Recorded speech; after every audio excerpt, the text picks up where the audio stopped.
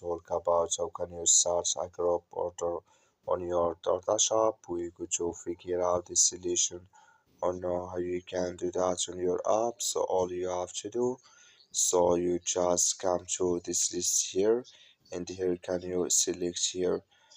So here can you select any items you want to start a group with. So I'm going to click on this items. For example, you click on this item, then you click in this sign here or above this sign, then it's going to show for you a list like this. Click here on start group order, click on it here.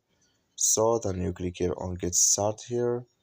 So then it's going to start with you here group order in this list here, and here can you view group order here, or here can you search it with your friends to join to your group. That's all you have to do. Thank you for watching. Don't forget to support us by liking and subscribe.